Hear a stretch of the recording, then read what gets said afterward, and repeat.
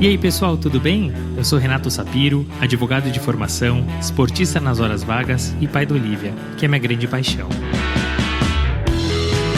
Sou sócio fundador da Sapiro, uma consultoria de recrutamento jurídico, compliance e áreas correlatas. E esse é o Direito de Resposta, um raio-x do mercado jurídico. Sejam muito bem-vindos. Esse é um podcast leve e informal, onde falaremos com os principais personagens desse meio sobre carreira, tendências e, é claro, curiosidades. E esse é um podcast quinzenal, então já sabe, temos um encontro marcado segunda sim, segunda não.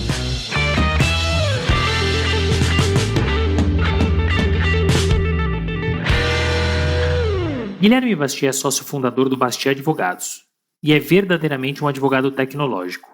Guilherme ama direito e tecnologia e conseguiu achar uma forma de atuar com os dois concomitantemente. E sabe aquela dúvida que muitos têm sobre o futuro da advocacia? E se o advogado perderá o seu emprego com o avanço da tecnologia? Então, o Guilherme nos trouxe as respostas. Mas trouxe também boas histórias da sua carreira, aprendizados que levou para a vida e que podem te ajudar, e contou como transformou o seu escritório em um polo tecnológico. Vale a pena conferir. Guilherme se formou em Direito pela PUC do Rio Grande do Sul e iniciou sua trajetória em um escritório gaúcho. Pouco tempo depois veio para São Paulo, onde desenvolveu sua carreira. Trabalhou em 2 escritórios de advocacia, empreendeu e hoje tem o seu próprio escritório, o Bastiat Advogados. Mas melhor que ouvir de mim, vamos ouvir dele. Guilherme, muito obrigado por ter aceitado o convite do Direito de Resposta. Super prazer estar aqui com você. Você que é conhecido, já vou falar desde já, como o Elon Musk do direito. A gente vai falar sobre direito, sobre tecnologia, sobre futuro. Então, estou muito contente de te ter aqui. Muito obrigado. Obrigado, Renato. Para mim é uma honra poder participar aqui desse bate-papo informal.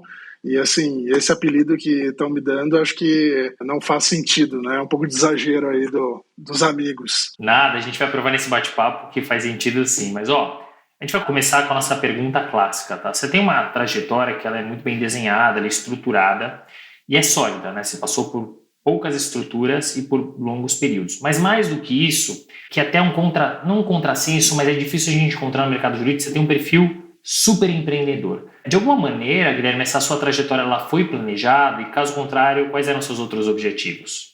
Não, ela não foi totalmente planejada, porque a minha vida profissional teve rumos, como a gente vai conversar, bem diferentes até, né, do caminho tradicional do direito, digamos assim. Para ser bem honesto, já abrindo aqui um pouco o coração e a mente, eu fiz a faculdade de Direito meio no embalo, assim, porque o meu pai é advogado, economista, advogou por um tempo e depois passou a administrar hospitais, então ele fugiu também um pouco do direito. Eu sempre gostei do lado do direito, mas no início eu não sabia a razão real pela qual eu escolhi, né, essa profissão. E aí, com o tempo, amadurecendo, tendo várias experiências, eu consegui encontrar, assim, a união de 2 paixões, assim, porque eu sempre fui muito ligado em tecnologia, sempre foi uma paixão muito grande minha, e a resolução de problemas, assim, né, de disputas, que eu acho que é o meu elo aí com o direito, que fez sentido para mim, e depois eu vou explicar um pouco em que momento eu senti que isso começou a fazer mais sentido ainda. É óbvio que eu fiz pequenos planejamentos, né, por etapas da minha vida, fases, mas assim, eu não posso dizer que eu planejei a minha carreira, porque segui caminhos absolutamente diferentes aí. E foram caminhos muito interessantes. Talvez seja a conversa mais diferente que a gente vai ter aqui nesses 44 episódios, então vai ser curioso, a turma vai gostar. Olha só, você é de Porto Alegre, você se formou lá, você na PUC, você começou a sua trajetória lá no Andrade Maia Advogados, que depois veio aqui para São Paulo. E pouquíssimo tempo depois de se formar, Guilherme, depois se eu estiver errado, mas pouco mais de um ano depois, você mudou para São Paulo, né? Primeira pergunta que eu tenho é a seguinte: a advocacia gaúcha, ela é diferente da advocacia de São Paulo? E se sim, quais são as diferenças? E como é que foi se adaptar a uma nova rotina? Porque são 2 cidades que têm um dia a dia diferente. Você veio para um escritório aqui em São Paulo, também com uma rotina diferente. Como é que foi a sua adaptação à vida pessoal e profissional? Eu tive uma experiência muito bacana no Andrade Maia, né? Eu entrei como estagiário e aprendi demais. O escritório ele tinha em torno de 25 pessoas na época, hoje ele já é um escritório bem maior, bem mais robusto, né? Mas eu aprendi muito o lado técnico do direito. Então, quando eu comecei a estagiar e comecei na faculdade, por incrível que pareça, eu até dava mais importância para o meu estágio, porque eu sentia mais na prática, né, aquele aprendizado, como as coisas estavam acontecendo, do que propriamente na faculdade, né? E eu tive bons professores lá, eu estagiei em contato com os sócios, então eu tive a oportunidade de mexer em muitas causas diferentes, de diferentes complexidades. E assim, a tua pergunta, comparando a advocacia gaúcha com a paulista, ela me coloca numa saia justa, né? Porque eu vim para São Paulo em 2007, já faz bastante tempo, mas eu lembro e acho que muita coisa mudou de lá para cá. Eu tenho ainda colegas que advogam lá e tenho contato com eles lá, amigos. A minha percepção quando eu cheguei aqui é que eu percebi que os advogados gaúchos, eles têm uma preocupação maior com a forma e com a técnica, ao passo que os advogados de São Paulo, eles têm uma visão mais business oriented, mais voltado para o resultado, para o negócio em si. Não que não sejam tão técnicos quanto, mas é uma percepção, uma visão que eu senti diferente do direito, né? De como aplicar. Eu sentia que a advocacia no Rio Grande do Sul era um pouco mais artesanal, digamos assim, mais voltada para a técnica, enquanto aqui o advogado estava preocupado em fazer parte do negócio da empresa, em achar alternativas para fazer com que o negócio expanda e dê certo, né? É muito bacana ver a tua visão. A gente está falando de um país continental. Apesar de ser direito, de ser advocacia, mesma legislação, é muito legal ver que em cada lugar a advocacia é tratada de um jeito, ainda que a gente esteja sob a égide, olha bonito, a égide da mesma legislação, né? Por isso que eu gosto de fazer essas perguntas quando eu entrevisto pessoas que são de fora de São Paulo, que vieram para cá, e muitas vezes pessoas que tiveram a oportunidade de trabalhar fora também, ter esse comparativo da advocacia brasileira com a advocacia fora. Sem dúvida. Uma curiosidade que eu tenho, que eu queria saber assim, o que te trouxe para cá? Né? O que te fez sair da sua cidade natal? Eu acho que um conjunto de coisas. Eu ainda não sabia muito bem como é que eu ia me posicionar, né, na advocacia, na prática jurídica. Eu sempre, desde a faculdade, desde o primeiro momento, eu sabia que eu gostaria de ser advogado, né, que eu não seguiria a carreira de juiz ou promotor, eu seria advogado. Então, todos os estágios por onde eu passei, essa preparação para começar a advogar, né, na qualidade de advogado, foram com a prática do contencioso civil. Então, desde sempre eu tive essa prática, essa expertise, sempre foi o que me chamou a atenção e me interessou na advocacia. E quando eu me formei, o meu pai estava aqui em São Paulo já há 1 ano e meio, ele foi convidado para administrar um hospital grande aqui de São Paulo e acabou mudando para cá, né? E depois de um tempo ele nos convenceu, digamos assim, no bom sentido, a vir para cá, porque tinham outras oportunidades, né? No campo do direito aqui em São Paulo a gente tem os maiores escritórios com umas causas mais complexas, diferentes, com empresas que estão aí na vanguarda. Então achei muito interessante esse desafio de sair do Rio Grande do Sul, sair de Porto Alegre, vir para São Paulo, que é uma cidade gigante com muitas oportunidades, né, para ver o que ia acontecer aqui. Só que eu cheguei aqui, eu não conhecia absolutamente ninguém, né? Eu vim de mala e cuia, como dizem lá no Sul, e cheguei aqui para realmente assim ver o que ia acontecer, se ia dar certo, se não ia dar certo. Para minha felicidade imensa, em 15 dias eu já estava trabalhando no BKBG. É um escritório que hoje fundiu aí com a Azevedo 7, mas que guardo no coração por N razões, né? Foi muito importante aí na minha chegada aqui. E, Guilherme, me chama muito a atenção a quantidade de bons profissionais que hoje são referência que o BKBG formou. Então, vou citar aqui alguns exemplos, mas você tem a Fabiana Siviero, que é diretora jurídica da 99, que estará aqui nessa temporada, a Cibele Fernandes, que é Head de Legal Compliance na Wildlife Studios, a Luciana Silveira, que é Head de Compliance na Nelway, você, e também, claro, não pode deixar de citar o meu amigo Maurício Rochel, que hoje está na Embev. Então, assim, são inúmeros profissionais, né? Deixei de citar aqui vários, né? Porque realmente a quantidade é impressionante.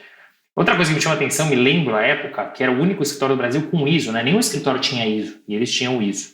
Dito tudo isso, assim, na sua visão, o escritório ele realmente foi precursor? O que vocês faziam de diferente lá? E o que você aprendeu lá, Guilherme, que você leva para a tua trajetória profissional e pessoal? O BKBG ele foi um escritório assim que, na minha visão, era extremamente avançado para a época, né? E assim, você citou alguns profissionais excelentes que passaram por lá, mas assim, eu posso citar mais uns 10, né? a própria Juliana Raso, que hoje é diretora do Yahoo, né, o Pedro Salles, que é o Fábio Kujalski no Matos Filho. Os sócios, então, assim, eu sou suspeito porque eu sempre achei os 4 sensacionais. Tanto o Ricardo, quanto o Fábio, o Eduardo o Gonçalves, Paulo Brancher, todos eram à frente do seu tempo, todos profissionais impecáveis. 3 deles, inclusive, se tornaram sócios do Matos Filho, né, que é uma grande banca aqui em São Paulo. Então, assim, eu tive a grata experiência de entrar com o pé direito em São Paulo. E aí o que aconteceu, assim, aproveitando, vou respondendo a tua pergunta, trazendo outros fatos que eu acho curiosos e interessantes de compartilhar aqui. Quando eu entrei no BKBG, depois de 15 dias em São Paulo, foi super rápido, assim, acho que as almas se encontraram ali. Eu entrei como advogado júnior, na época eu era advogado júnior, e eu entrei para trabalhar com a Google. Antes de LGPD, antes de marco civil da internet. Então, assim, eu participei de discussões e conversas, debates com magistrados, assim, extremamente acaloradas, porque à época a compreensão da matéria era difícil, né? Porque envolvia mecanismos de busca, YouTube, o famoso Orkut, né? Quem é um pouquinho mais velho sabe que o Orkut foi grande sucesso, né? E aí foi o primeiro momento que houve uma junção de dois amores meus, né? Que é a tecnologia, que é lidar com uma empresa de tecnologia de vanguarda, né? Com o direito. Então, naturalmente, a junção desses 2 temas me chamou muito a atenção e fez com que eu realmente me dedicasse muito a entender as demandas, a evoluir dentro profissionalmente no escritório, e eu tive uma ascensão que considero muito rápida dentro do escritório. E o escritório ele tinha uma visão absolutamente vanguardista, assim.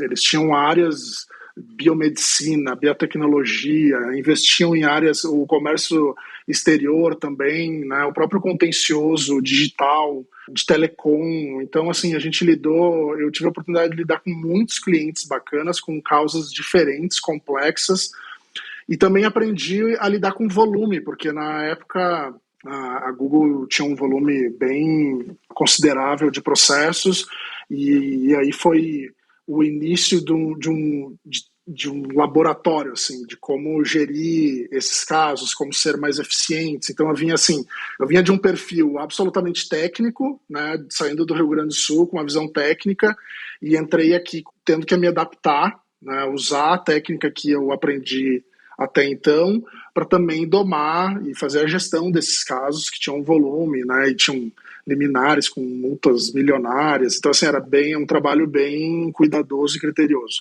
O escritório, então, ele investia muito em tecnologia, né? Naquela época, a tecnologia ela não era acessível como é hoje. Então, algumas formas de profissionalizar o negócio foram usadas pelos sócios, foi a implementação da ISO. Não é uma coisa assim que é uma percepção minha. Eu tinha uma percepção muito clara de que os sócios do escritório tentavam aplicar uma administração quase americana do negócio, né? Tentar profissionalizar aquela coisa de não ser um escritório familiar, boutique, pequeno, para realmente tratar como uma corporação, assim. Então, a ideia, na época de inovação, né, que eu acho que eles encontraram, foi a implementação da ISO. Eu, inclusive, fui convidado a fazer o curso de auditor interno, então passei por todo esse processo, né? A ISO evidentemente, que traz um nível de controle e qualidade aos fluxos, né? Mas, ao mesmo tempo, hoje, com uma visão diferente, acho que também é algo que traz uma burocracia grande, que a gente consegue resolver ou minimizar com a tecnologia. Então, na minha visão, assim, foi um escritório muito vanguardista, muito para frente, e honestamente não saberia julgar e nem me cabe julgar porque que num dado momento houve essa escolha de fusão com a Azevedo 7, enfim, mas foi um escritório que eu guardo com muito carinho nas minhas lembranças, né? Muito bacana, eu me lembro isso há muitos anos atrás, eu estava começando no recrutamento e realmente era um escritório que me chamava a atenção, né? Até por conta do ISO, e hoje me chamou muito a atenção pelos profissionais que formou. E a gente às vezes não entende realmente os movimentos dos escritórios, né? Você tem um perfil, Guilherme, que realmente, além de empreendedor, tem uma visão de tecnologia. De alguma maneira, um escritório com esse perfil aflorou ainda mais essas características? Sem dúvida nenhuma. Sem dúvida, porque a experiência que eu tive no escritório me fez, inclusive, seguir para a minha aventura, que é a sequência da minha carreira, que foi empreender, não no direito, né? Empreender na área de tecnologia mesmo.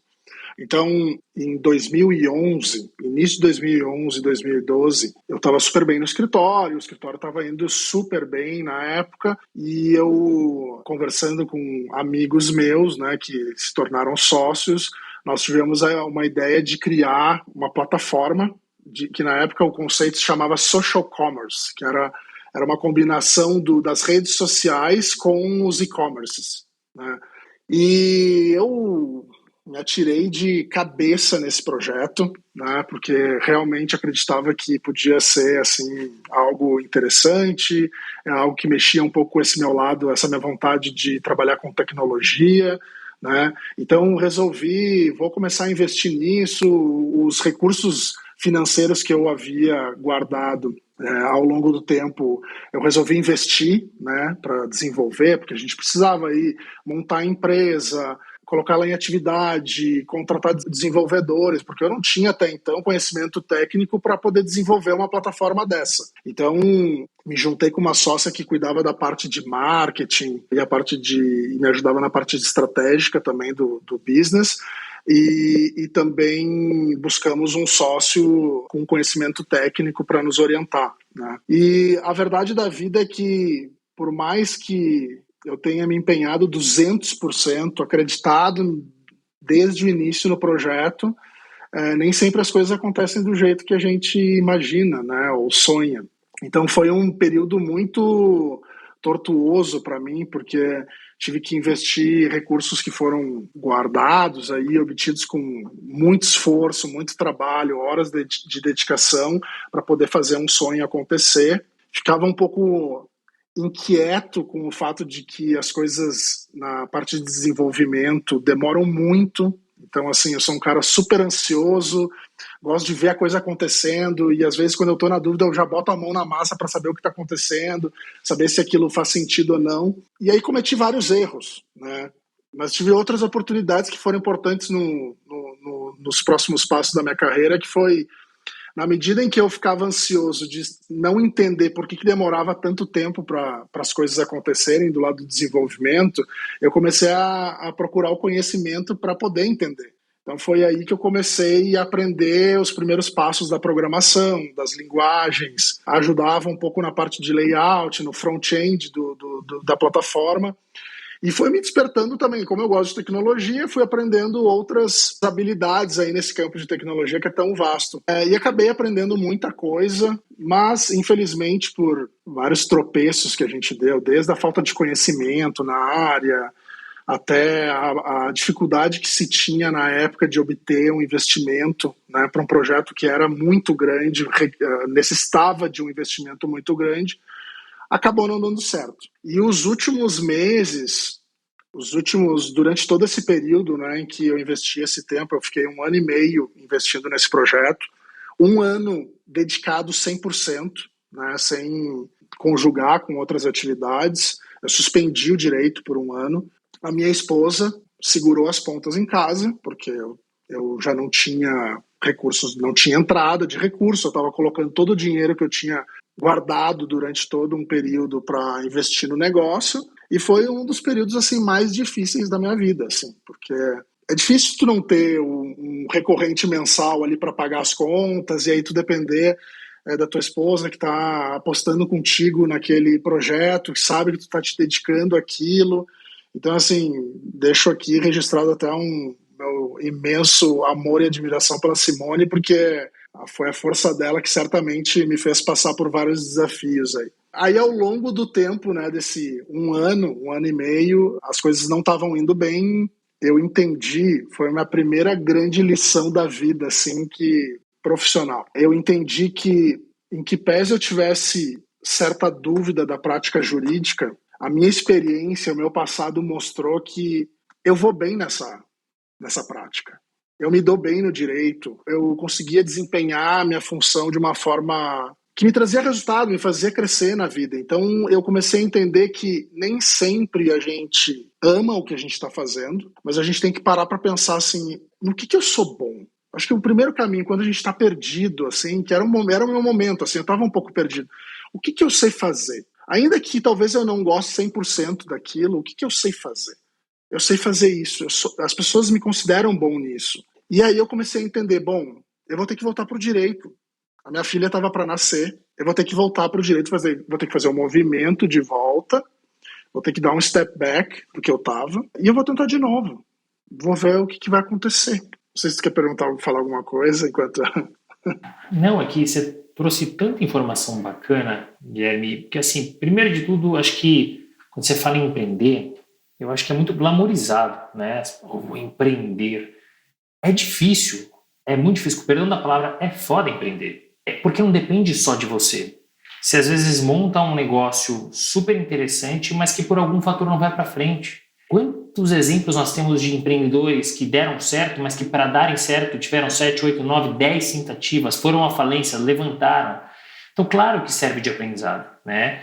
Mas empreender é muito complicado e é zero glamorizado, né? Então, quer dizer, esse risco todo que você correu é muito bacana, até porque é difícil a gente ver exemplos como esse no nosso mercado. Primeiro, empreender, mas empreender fora do mercado jurídico, né? Estando há tanto tempo dentro do mercado. E depois você volta a empreender, a gente vai falar lá na frente. E os erros que você cometeu, ou enfim, estratégicos ou não estratégicos dentro da empresa, serviram de exemplo para você voltar para o mercado, fazer melhor, fazer diferente, isso é muito legal. Então eu gostei muito do que você trouxe aqui, né?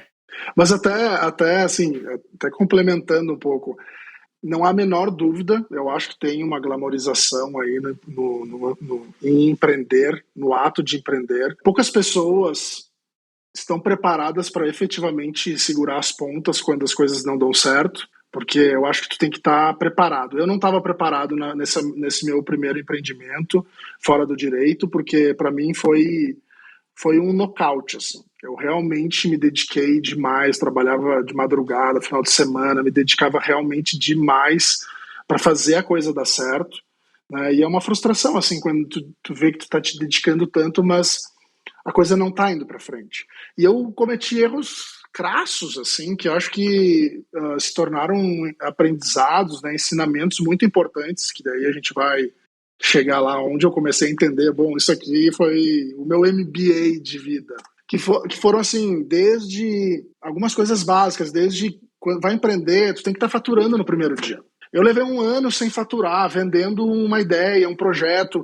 Eu tinha uma parte do quem seria um lado dos meus clientes nesse negócio, eram os maiores e-commerce do Brasil, eu já tinha contrato com eles, mas o problema é que era outra ponta, as pessoas não estavam interessadas naquilo que eu estava fazendo. Elas não estavam interessadas em usar aquela plataforma. E aí houve erros básicos, assim, falta de pesquisa, a gente atrasou, eu acho que houve uma prepotência também da gente achar que a ideia era sensacional, que ia dar certo, e enfim, muitos erros básicos, mas que para mim foram lições fundamentais para que eu pudesse dar um passo no futuro, né? Que a gente vai chegar lá. E realmente esse tipo de erro você só aprende vivendo, né? Empreender é sonhar. No final do dia, empreender é sonhar. Às vezes o sonho vai se tornar realidade. E às vezes não. E não depende sempre 100% só de você, né? Por isso que às vezes é difícil a gente enxergar. Como a gente está sonhando, às vezes a gente não enxerga coisas que a gente poderia estar fazendo diferente, né? Mas, de novo, serve de aprendizado e a gente só vai aprender errando, né? E aí, Guilherme, eu imagino que voltar para o mercado jurídico não deva ter sido, primeiro, uma decisão fácil, né? Porque você teve que abrir mão de um sonho e você estava fora, não era muito tempo, né? Mas você estava fora há um certo tempo, né? Então, no mínimo, um desconforto você deve ter sentido, né? Então, eu queria saber um pouquinho de como é que foi esse retorno. Como é que você escolheu, né? Você foi para o W Faria, como é que você escolheu esse escritório e um pouquinho do que você fazia nessa estrutura? Para mim foi o retorno para a área jurídica foi uma obrigação assim na época, porque eu terminei um relacionamento, né, com esse projeto que não deu certo, eu terminei um relacionamento ainda amando ele. É muito complicado isso. Só que a minha filha, assim, obviamente, a minha filha estava para nascer, a Duda, fez aniversário ontem, já deixo um beijão para ela. Parabéns para a Duda. A Duda estava para nascer e aí a gente precisa parar de sonhar um pouco, dar um tempo para os sonhos e tentar trazer um pouco da realidade, né? ter filhos, sabe, é um desafio, uma responsabilidade imensa, né? Então, eu não tive muita escolha, né? E ao mesmo tempo aquilo que eu te falei, eu me considerava eficiente no direito, sabia o que estava fazendo, conhecia bastante, então era um movimento natural, tem que voltar para o meu habitat natural, né? E aí eu comecei numa conversa com o mercado e surgiu uma oportunidade de ser o sócio da área civil do W. Faria, que era um escritório de médio porte aqui em São Paulo. Eles na época eles eram muito fortes no tributário e eles estavam querendo desenvolver essa área civil no escritório, né? Eles tinham alguns casos lá, mas eles queriam ampliar e aí contar com a minha expertise para fazer isso. Eu mantive um relacionamento com o Wilson de Faria e com o Leonardo, que eu aprendi muito com eles, são pessoas espetaculares. Devo muito ao Wilson o meu desenvolvimento no lado da prospecção de novos clientes. Eu tinha uma visão muito empresarial do direito. Então é curioso, eu saio de BKBG com um perfil muito similar a W. Faria. Acabei escolhendo um lugar que mantinha várias similaridades, né? Então eu trabalhei lá no W. Faria por um ano, desenvolvi alguns clientes, desenvolvi os clientes deles lá também, mas aquela mosquinha do empreendedor já tinha me picado. Eu estava de certa forma me enganando, né? E é uma coisa que eu acho que eu não estava enganando a eles, porque eu me dedicava, obviamente, estava me dedicando 100% àquilo, mas assim, o meu coração estava em outro lugar. Isso é uma coisa que eu falo muito pro pessoal aqui no escritório. Não percam o tempo da vida de vocês no lugar errado. Se vocês não querem realmente estar aqui, procurem um lugar onde vocês vão encontrar o caminho correto para vocês. Então, essa filosofia que eu tento passar um pouco é uma filosofia que eu sigo para mim. E chegou um momento no W. Faria que eu comecei a entender que eu precisava ter o meu negócio. Eu precisava ter o meu escritório.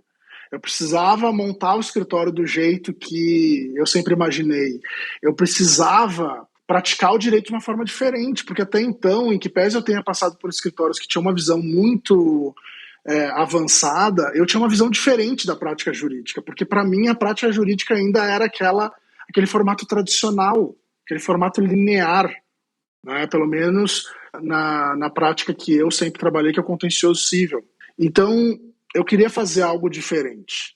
Eu queria atender os clientes, queria entregar uma coisa diferente. Quando tu está numa estrutura já consolidada, né, que os sócios que fundaram o escritório e que passaram por lá, eles já têm uma estrutura consolidada, eles já têm uma forma de pensar. E aí fica um pouco mais difícil de se conseguir inovar no nível que eu queria inovar. Tá? Porque aí lida com risco, aí lida com ser ousado, né, com relação a esse modelo que eu acho que é muito estanque, né, essa prática tradicional do direito, que eu sempre fui muito crítico, mas tinha que me adaptar ao lugar onde eu estava, né, em que pese eu pudesse fazer algumas contribuições, mas sempre senti que precisava começar do zero. E aí eu conversei com eles entenderam o meu ponto, eu agradeci demais e fiz uma loucura. Aí, um ano depois de toda a volta para o mercado jurídico, antes até de falar com eles, evidentemente, eu falei para minha esposa, né, para Simone, falei, eu vou ter que abrir meu escritório. Eu não tenho cliente, eu tenho os meus conhecidos e amigos que eu fiz em São Paulo, mas assim, eu não tenho uma grande rede, mas eu sei que os clientes que me conhecem sabem que eu faço um trabalho sério. Eu vou tentar. E ela me disse, vai lá.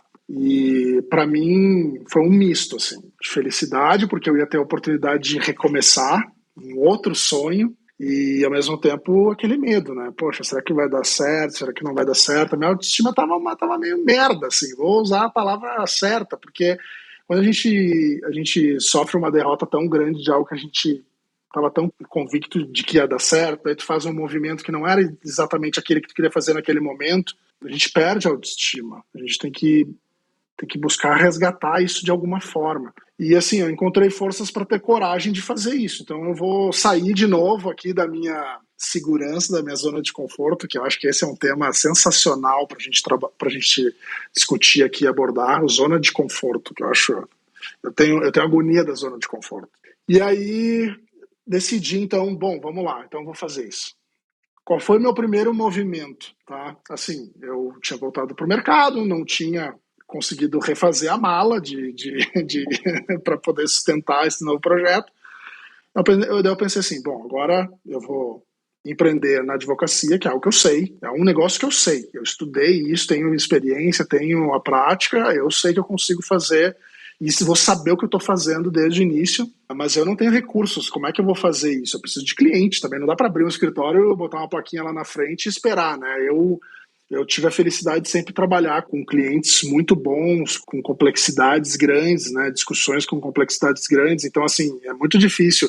E eu não tenho perfil para atender pessoa física, né? Eu sempre advoguei pro lado corporativo. Aí eu fui conversar com uma amiga minha que eu devo, assim, a grande parte do que deu certo a ela, que é a Juliana Raso. E aí conheci um outro grande amigo que se tornou, que é o Diego Gualda, que era chefe dela na época. O Diego era diretor da Yahoo e a Juliana era a head de litigation do Yahoo. E eu fui tomar um café com ela e falei, Julie, eu vou fazer mais uma loucura, eu vou fazer o meu escritório, vou montar o meu escritório. Tipo, e aí? Me consegue uns processos aí que eu preciso precisa me ajudar. E ela ficou meio assim, poxa, Gui, mas aqui a Yahoo tem toda a complexidade de uma empresa grande e tal, né? A gente tem uns requisitos e tal. E eu fui meio para casa assim, meio sem uma resposta, né? Eu vou ver. Fui sem uma resposta, fiquei lá torcendo para dar tudo certo e até que ela falou com o Diego e eles disseram, Guilherme, a gente vai apostar em vocês, a gente vai apostar em ti. Quando eu decidi montar o escritório, eu chamei o Francisco, que é meu sócio hoje, meu irmão, né? Eu disse, Frank, vamos abrir um escritório nosso. O Francisco trabalhava no Lucon, e eu disse, deixa que eu vou primeiro, deixa que eu começo, quando a gente tiver um faturamento legal, aí você vem, né? Enquanto isso, a gente estava fazendo um trabalho a quatro mãos. Eu aluguei uma sala na Regus, a primeira sala não tinha nem janela, nem para o corredor. E eu pedi, na época eu lembro disso, só para não me ferrar muito, eu pedi para o meu pai dar um cheque calção de R$1.000. Olha só o nível que estava o negócio. Pai, me empresta aqui os R$1.000, eu vou entregar lá um cheque calção e mês que vem eu já resolvo isso. E aí eu comecei a trabalhar, tive o primeiro faturamento, a coisa foi crescendo, a gente foi ganhando mais clientes, o Francisco sai do Lucon e vem trabalhar, a gente já pega uma sala um pouquinho maior na Regra, já tinha um vidrinho assim para o corredor, já dava para respirar a mente, né, naquele trabalho de 14 horas enjaulado, enlatado, já dava para respirar um pouco, e as coisas foram evoluindo, foram acontecendo. A gente começou a pegar outros clientes grandes, a gente tinha muita expertise nessa área de tecnologia, por causa de toda essa expertise com as empresas de tecnologia, e o portfólio foi crescendo, a gente foi ganhando uma robustez maior e maior. E aí chegou um momento que era assim, a administração do escritório era eu e o Francisco e a Veridiana, mais uma advogada que está até hoje com a gente, júnior na época. Eu fazia a gestão de todos os processos e prazos no Google Agenda, né, e no Trello. Eu usava o Trello já naquela época, foi 2014 isso. E a coisa começou a evoluir, só que chegou um ponto que essas ferramentas não funcionam mais para uma gestão eficiente. A gente precisava mostrar para os clientes que a gente estava com uma estrutura legal para atendê-los e tudo mais. E eu comecei a buscar, foi aí o pulo do gato para o crescimento do escritório. Eu comecei a buscar softwares jurídicos de gestão, né, das informações jurídicas, dos casos, para poder gerar relatório e tal. E aí eu fiz uma bateria de entrevistas, apresentações com softwares que existiam e eu fiquei bem decepcionado, assim, porque já da época do Andrade Maia, né, lá do meu estágio, eu não tinha visto muita evolução nesses sistemas. E são sistemas complicados, são sistemas feios, que não trabalhavam com automação ainda, então era uma coisa muito esquisita. E aí instalou na minha cabeça, assim, aquela coisa, aqueles aprendizados de programação que eu tive. E aí eu me perguntei assim, e se a gente começar a desenvolver o nosso sistema? E aí a gente começou a fazer isso. E o sistema tem hoje quase 8 anos já, que a gente tem desenvolvido. A gente evoluiu muito nessa parte de automação, de inteligência artificial, e isso começou a trazer cada vez mais clientes, né? Então, eu acho que esse início, né, para não adiantar muito mais essa parte do escritório e ficar muito longa a conversa, eu acho que foi o ponto central, assim. Foi aquele momento, aquela decisão que a gente tomou de vamos investir no sistema, fez com que a gente saísse de um escritório pequeno para potencialmente um dia se tornar um escritório médio e quem sabe no futuro um escritório grande, né?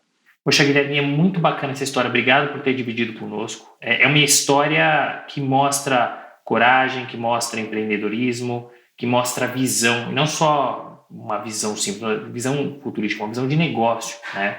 Você conseguiu enxergar uma certa necessidade, claro que você juntou duas coisas que você gosta, que é direito e tecnologia, mas você foi atrás, poxa, não estou satisfeito com esses softwares, vou ficar parado, vou contratar. Você desenhou, você desenvolveu dentro do teu escritório. E como você falou, o pulo do gato, que fez com que vocês crescessem. Então, poxa, parabéns pela história, parabéns pelo empreendedorismo. Como é que está hoje o teu escritório? Qual o porte que vocês têm? Onde que vocês querem chegar? Qual que é o próximo passo? Qual que é o próximo, digamos, os pulos dos gatos? Eu mudei um pouco a minha percepção assim sobre se o escritório é grande ou pequeno pelo número de advogados. Eu acho que esse é o cálculo que um escritório que talvez não tenha os nossos recursos faz. Por que eu estou falando isso? E aí eu acho que a gente pode entrar um pouco mais nos detalhes de qual a diferença que o sistema gera para o escritório, né? O fato da gente desenvolver internamente o sistema nos permitiu várias vantagens. Não só a parte de ter a liberdade de customizar ele da forma como a gente bem entende, bem atende aos nossos clientes, como também pela possibilidade que a gente teve de construir uma metodologia inovadora de gestão dos processos. Hoje o escritório, a gente tem áreas consultivas, né?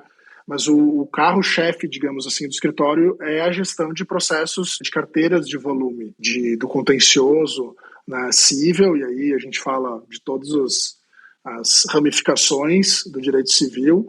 Temos investido também no direito trabalhista, e o tributário também é uma visão longo prazo nossa também. O que a gente quer fazer é usar essa possibilidade de customizar o sistema e de criar novas tecnologias, né, inteligência artificial, automação, para criar uma metodologia diferente de trabalho, para inovar a prática jurídica, aquela crítica que eu fiz de a gente seguir um formato tradicional de como conduzir um processo, de como é que a gente faz o contato com o cliente, o que a gente entrega de valor agregado ao cliente. Quando a gente criou o escritório e a gente descobriu que era possível, a partir do sistema, usar a tecnologia para nos auxiliar a remodelar a prática jurídica, o que a gente fez foi entender aonde que a gente poderia estabelecer todos os processos do escritório utilizando o sistema. Então, fazendo um paralelo com o ISO, né, lá no BKBG, o objetivo do ISO é criar os processos para que as pessoas saibam o que elas precisam fazer, quando fazer, né?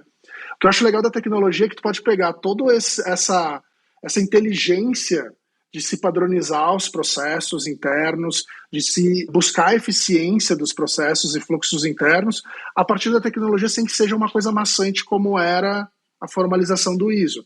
Então, hoje, o que a gente criou, nós temos várias equipes especializadas em diferentes frentes do escritório, não só na prática jurídica, mas também na parte de tratamento de dados, na parte de cadastro dos processos, na parte de logística jurídica, que a gente chama, na parte de compliance também de todos os nossos processos. A gente desenvolveu como se fosse um pacote Office ou um Windows que faz com que o escritório todo rode no sistema. Então, a gente consegue padronizar e criar fluxos de eficiência e de padronização que, por serem intuitivos e por serem fluxos obrigatórios, né, serem atendidos pelos nossos integrantes aqui, faz com que a gente tenha controle sobre a eficiência, a gente tenha dados sobre o que está acontecendo no escritório. Então, assim, hoje se fala muito em dashboards, está na moda as aplicações das dashboards para analisar os dados, não só dos clientes, né? Hoje a gente tem do fluxo de trabalho aqui, o que está acontecendo no escritório. Então eu sempre busquei isso, ter uma visão que a gente pudesse buscar uma eficiência, sem ter que fazer reuniões, né, falar o tempo inteiro com as pessoas, parar as pessoas, fazer com que elas perdessem tempo para obter informações ou fazer com que elas fossem atrás das informações. A gente sempre buscou recursos para que a gente tivesse a resposta já online ali para a gente. Então o escritório ele é todo controlado por esse sistema que a gente desenvolve todos os dias, aprimora, de várias formas, não só para fazer essa gestão do trabalho do dia a dia, mas também para gerar maior valor agregado para os nossos clientes. Então, a grande vantagem é que hoje, no mercado, tem várias ferramentas que estão sendo oferecidas, mas acho que o grande diferencial é que a gente faz de forma customizada todos esses processos e a gente reúne tudo num lugar só. Então, a gente tem uma comunicação, né, dos dados, a gente tem uma inteligência através disso que acho que gera um resultado mais fidedigno à realidade daquele cliente, à realidade daquela equipe. Então acho que esse é o grande diferencial que o escritório apresenta. Você sabe que eu me lembro da época que eu advogava e o auge do auge era você gerar o relatório. O cliente pediu, você gera o relatório. Nossa senhora, né? Que perto disso não é nada. Mas uma coisa que me chama a atenção é vocês desenvolverem dentro de casa o software de vocês e que traz uma série de informações que certamente ajudam na tomada de decisão. Quer dizer, para o negócio é muito positivo e para os clientes também. Pode até parecer um contrassenso que eu vou te perguntar, mas faz sentido vender isso que vocês criaram para o mercado ou é gerar concorrência? E você vê de alguma maneira o mercado se movimentando nesse sentido de tentar realmente trazer novas ferramentas ou desenhar dentro de casa essas ferramentas? Esse é o grande dilema que eu e o meu sócio aqui no escritório temos enfrentado, se vale a pena a gente pensar num licenciamento desse software ou não, mas a gente tem encontrado respostas que nos levam a uma conclusão de que não é o momento, e vou te explicar por quê. O software que a gente desenvolveu, em que pese pudesse certamente atender outros escritórios, a gente entende que a tecnologia e o desenvolvimento dessa aplicação tem o propósito de potencializar o trabalho, o resultado que os advogados entregam e não de simplesmente substituí-los. Então, por que a gente está falando isso? Porque nós chegamos à conclusão que o software por si só ele não é uma estrela solitária que vai fazer com que o escritório cresça e se desenvolva porque ele existe. A gente entende que tem que ter a união das pessoas com a administração desse sistema. Então é aquela, fazendo uma analogia muito básica, dá para uma pessoa que não tem carteira de habilitação e não sabe dirigir uma Ferrari, o resultado é que ela não vai conseguir tirar o proveito, né? Ou provavelmente não vai conseguir tirar o proveito daquele equipamento. Então não adianta o escritório ter um software sensacional se ele não sabe usar. E mais do que isso, ele não tem a cultura de usar. Por todos os escritórios que eu passei até hoje, o sistema de gestão jurídico ele era tratado como um acessório e não como uma prioridade. Os advogados que estão nos ouvindo aqui vão se identificar com essa analogia que eu vou fazer. O Outlook para a gente é uma ferramenta fundamental, né? Talvez seja a primeira aplicação que o advogado abre quando começa seu dia de trabalho. Aqui no escritório é o nosso sistema, é o BAS. As pessoas têm que abrir o BAS, senão elas não conseguem trabalhar, porque está tudo lá dentro. Os prazos, as tarefas, a interação com os clientes, os recursos de inteligência artificial que ajudam na elaboração dos prazos, que ajudam na categorização, no filtro, no monitoramento dos processos, daqueles casos diferentes. Então a gente tem vários níveis de automação, vários tipos de inteligência artificial que têm funções diferentes. Então eu entendo que se a gente fosse licenciar esse produto agora, além da gente perder uma vantagem competitiva, ou potencialmente, né, perder essa vantagem competitiva, a gente poderia estar entregando nas mãos de culturas diferentes que não estão preparadas para aquilo. O grande diferencial do escritório é a utilização desse sistema com a metodologia que o escritório criou para fazer a gestão desses casos. Agora, no momento, pode ser que essa resposta ela venha a mudar, a gente não pensa em licenciar, até porque o nosso business, core business é a advocacia, é o escritório, e eu não gostaria de dividir agora essa energia que eu tenho dedicado com outro projeto. A gente entende que não é o momento por essas razões e a gente quer continuar evoluindo o sistema até fazer com que a gente traga novas coisas para o mercado, como a gente tem feito. E Guilherme, você falou em determinado momento na sua fala sobre a ideia do software potencializar os profissionais que aí trabalham e não limar eles da posição deles, né? E que o software, claro, depende das pessoas aí dentro. A gente vê um crescimento muito grande da tecnologia dentro do mercado jurídico, no ambiente jurídico, e ainda bem, né? É um caminho sem volta. E muita gente se preocupa qual vai ser o futuro da advocacia ante esse avanço da tecnologia. Queria que você desse aqui uma mãe de Iná e trouxesse para a gente um pouquinho da tua visão futurística do direito perante a tecnologia e se os profissionais do direito eles correm risco por conta desse avanço. Primeira resposta, assim, para tranquilizar, né? Se é que eu tenho essa autoridade, eu não acho que a tecnologia vai substituir os advogados, mas eu acho que os advogados vão ter que se preparar para trabalhar com a tecnologia. Isso eu não tenho dúvida, né? Porque o mundo é assim. A gente viu em outras situações na história que a tecnologia veio, trouxe uma disrupção para um nicho, né, de uma determinada atividade, e aquele nicho teve que se adaptar, né? Aquelas pessoas que tinham uma prática diferente tiveram que se adaptar. Então, eu vejo a tecnologia como um catalisador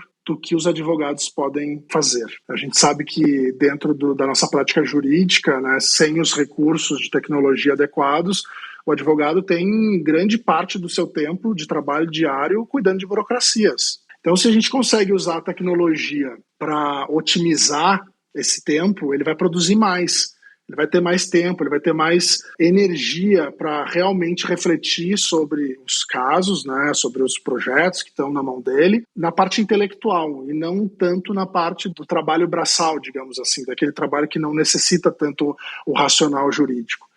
Então, eu tenho certeza que a tecnologia não vai substituir os advogados, mas os advogados vão ter que se preparar para trabalhar com essas inovações que vão surgir, tá? Eu acho que é legal para a gente não ficar muito no plano das ideias aqui, falar de um sistema, tá? Mas o que realmente tem esse sistema? Sempre que eu ouço alguém falando de inovação, eu sinto falta, assim, de trazer casos concretos, né? Eu acho que isso que é legal compartilhar com vocês. Então, de que forma a gente potencializa o trabalho dos advogados aqui no escritório e qual que é a minha visão? O que a gente está trabalhando, que é uma visão bem, já adianto, imagino que seja bem ousada. A gente tem vários recursos de automação, tá, dentro da nossa plataforma. E aí, assim, vou tentar puxar um exemplo. Quando um cliente, né, eu passei muito por isso, o cliente precisa de um relatório e o sistema ele é tratado como um acessório, ele não faz parte do dia a dia real do escritório. O que vai acontecer?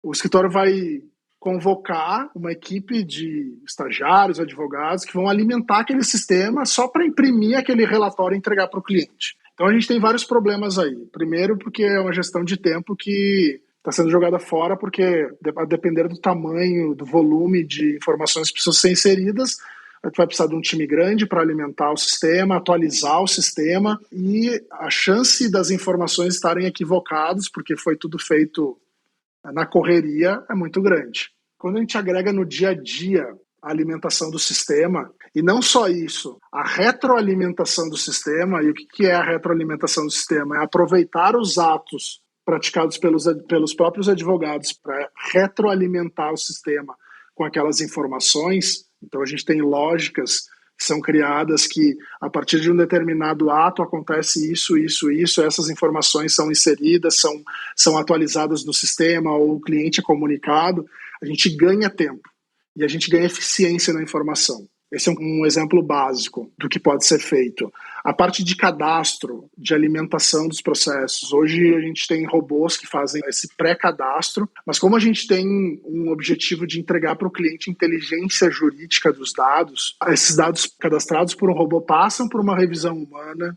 A gente tem inteligência artificial para fazer uma classificação daqueles casos, para entender, fazer a interpretação daqueles casos, do que se tratam aqueles casos, qual é a causa raiz, quais são os pedidos, qual é o percentual de êxito que a gente pode ter com base no histórico de outros casos, e aí usar todos esses recursos para otimizar e gerar um banco de dados que vai trazer nas dashboards que a gente customiza para os nossos clientes as informações específicas dos casos deles.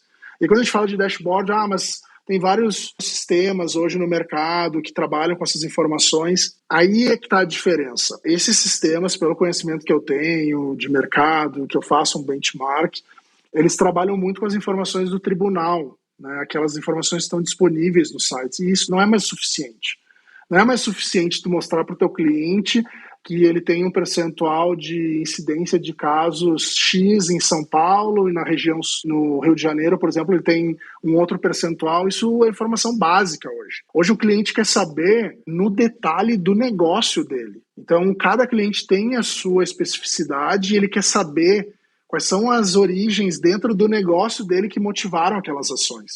E aí tu precisa ter essa flexibilidade de poder customizar e coletar as informações corretas e fazer um tratamento correto das informações, porque esses gráficos, esses dados estão 24 horas, 7 dias por semana disponíveis para o cliente acessar e tomar uma decisão de negócio dele. Acho que tem que ter uma responsabilidade muito grande quando a gente oferece para os clientes um relatório com informações que vão basear uma decisão estratégica do cliente. Então, eu não posso tratar isso como era tratado no passado. Vamos fazer aqui o preenchimento, atualização, a gente manda relatório de contingência, a contingência vai, o cara provisiona muito mais ou muito menos do que ele deveria. Então, acho que a gente tem que tratar os dados agora com uma seriedade maior, porque a gente tem recursos para isso.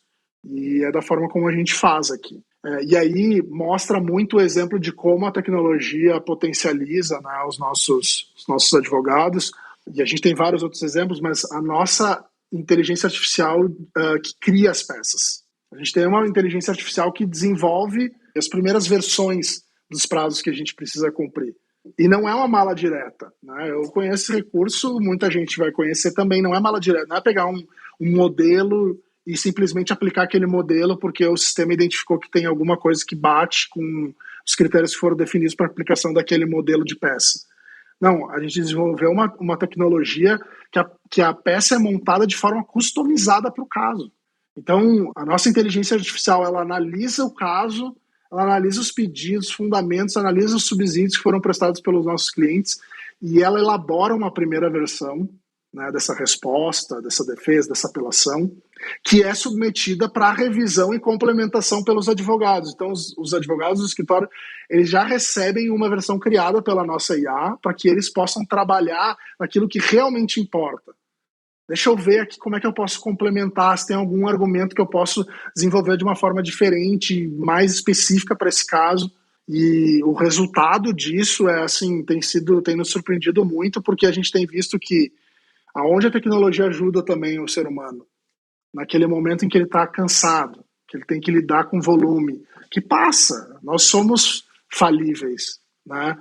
Então, quando a gente tem um volume, tem algum dia que a gente está mais cansado, a gente está preocupado com as coisas passam, os argumentos passam. E a gente já fez testes aqui que a inteligência artificial propôs uma defesa mais completa do que o advogado, né? Naquele caso específico que pode ter acontecido. Então, acho que são formas da gente garantir qualidade, trazer qualidade e garantir ao advogado também mais tempo para que ele possa realmente pensar o direito. E aí, Renato, especificamente sobre o que eu prevejo aí para o futuro da advocacia, cada vez mais a implementação de tecnologia, cada vez mais a inteligência artificial nos auxiliando. E aqui no escritório, vou abrir aqui em primeira mão, a gente tem um projeto que ainda é embrionário, mas é um projeto que visa, o objetivo dele é criar recursos de inteligência, né, artificial para diminuir o gap de conhecimento de um advogado júnior para um advogado sênior. Ousado, né? Então, a gente está criando um modelo onde a gente vai possibilitar encurtar esse gap de conhecimento, né, que um advogado júnior, por razões óbvias, tem em relação a um sênior ou a um pleno, usando a tecnologia para auxiliá-lo. Então, esse é o projeto mais ousado que a gente tem hoje no escritório. Ele já está em operação, ainda em passos pequenos, porque requer ainda bastante desenvolvimento e treinamento. Todas essas inteligências artificiais, elas são treinadas pelos nossos advogados, então é uma coisa legal também de passar para quem está preocupado, talvez que a tecnologia vá tirar trabalho dos advogados. Eu já vejo outras profissões dentro da advocacia, dentro da prática jurídica, digamos assim, que não vão estar só divididas ali entre ser advogado, ser juiz e promotor. Vai ter muita gente treinando inteligência artificial, aqui no escritório a gente já tem, e eu acho que esse é um projeto bem ousado, assim, de encontrar recursos tecnológicos ou desenvolver, né, como é o nosso caso, recursos tecnológicos que vão diminuir essa diferença do conhecimento entre um advogado júnior e um advogado sênior na condução de casos de contencioso. Uau, ousado. É o que eu digo, né? O futuro já é o presente, a tecnologia está aí e é muito legal esses exemplos que você traz que tangibiliza, Guilherme, porque mostra que a função do advogado vai continuar aí, mas ela vai ser mais racional, mais lógica, mais estratégica, complementar a máquina, né? Então, trabalhar junto e não limar a profissão do advogado. E eu concordo com você, acho que o futuro vai abrir outros vários campos dentro do mercado jurídico. Então, vai ter espaço para todo mundo, desde que as pessoas queiram se preparar para usar a tecnologia disponível, né? Isso me leva, inclusive, a outra pergunta, porque a gente está falando do avanço de tecnologia, a gente está falando de empresas como fintech, startups, que são pautadas em tecnologia e que têm demandas que muitas vezes nem estão disponíveis na legislação vigente. Você acha que a faculdade de Direito, Guilherme, ela prepara o profissional para esse nosso novo mercado? E se não, o que falta para a faculdade de Direito para preparar o profissional? Honestamente falando, eu acho que as faculdades elas têm tentado, na medida do possível, se atualizarem, né, em relação às matérias que estão sendo tratadas, mas eu acho que ainda é muito embrionário esse investimento nessa parte de tecnologia no direito. Hoje a gente vê que tem cursos que investem no direito digital, já não acho que é algo muito moderno, né, porque eu venho já há quase 20 anos tratando desses temas. Eu acho que falta para a faculdade de Direito ensinar um pouco de empreendedorismo para os advogados, porque eu acho que eles têm um foco muito grande na parte técnica, o que é excelente. Na parte prática, eu sinto um pouco de falta, porque às vezes os advogados, mais novos, eles chegam aqui faltando um pouco de experiência e uma falta de visão empreendedora, porque eu acho que todo advogado tem que ser empreendedor. Independente se ele trabalha num escritório grande ou pequeno, ele tem que desenvolver isso. Vai fazer parte do caminho dele, se ele quer crescer dentro de uma estrutura, essa parte de prospecção de novos clientes, de entender o business. Eu acho que cada vez mais a gente vai se afastando de uma advocacia mais artesanal e a gente vai cada vez mais profissionalizando. O mundo vem se profissionalizando. Então, por que não ensinar isso para os novos advogados? Eu acho que, honestamente, a molecada hoje está voando, né? Eles estão vindo assim com muita informação, o nível de informação que eles têm é muito maior do que o nosso. Acho que a própria falta que talvez a faculdade esteja causando nessas áreas, eles podem suprir com a busca pelo conhecimento. Eu fiz isso nessa parte de programação, eu fui atrás, eu fui aprender, eu não fiz uma faculdade para aprender, eu não fiz um curso. Então eu acho que o desenvolvimento profissional está muito ligado à vontade que o profissional tem de evoluir num determinado nicho ou desenvolver uma determinada habilidade. Minha dica seria, ao invés de a gente colocar a culpa no currículo das faculdades, talvez o que a gente tenha que fazer é entender o que a gente quer, quais são os nossos objetivos, aonde a gente quer chegar e aí buscar o conhecimento. Eu sempre fui muito, muito entusiasta disso. Em vários momentos da minha vida, me encontrei em desafios de coisas que eu queria fazer e não sabia como fazer e fui atrás. Então, assim, essa coisa de fazer por si mesmo, eu acho que funciona bem, mas depende de um esforço, depende da vontade de cada um. Concordo 100% com você, eu acho que sim, tem uma responsabilidade da faculdade. Enfim, sou um crítico contumaz aqui, você sabe disso, os ouvintes já estão cansados de ouvir, mas eu acho que também tem isso, né? Tem outro lado da moeda, não adianta a gente ficar sentado esperando, né? Corra atrás dos seus sonhos, quer aprender aquilo, quer se desenvolver naquilo, busque a informação, busque o aprendizado, não depende só de um lado, né? Então acho que esse é um ponto muito importante que você traz. E um outro ponto é o seguinte, eu ouço muitas críticas à geração nova, né? Que é uma geração que vem realmente com muita informação, às vezes mais ansiosa, mas não adianta a gente só criticar essa geração, a gente também precisa entender o que essa geração quer e ver como é que a gente pode também proporcionar esse aprendizado, esse desenvolvimento, ofertar um pouco do que eles querem. Acho que você trouxe informações muito importantes e eu queria muito te agradecer, de verdade, Guilherme, porque foi um papo super bacana, não só a tua história, né, que é uma história muito rica, uma trajetória bacana, com erros e acertos, com empreendedorismo, com arriscar, que é algo que a gente vê muito pouco no mercado jurídico e que a gente poderia ver mais, mas por trazer o mercado jurídico do futuro, né? Falar sobre tecnologia, trazer exemplos, tangibilizar, então acho que foi muito rico. Eu estou muito contente em poder ter você aqui e contar um pouco da sua história. Muito obrigado. Obrigado você, Renato, obrigado pela oportunidade e estamos aí. Fim de papo. Se você gostou, recomenda para seus amigos. Se não, fala comigo que eu quero te ouvir. Até a próxima.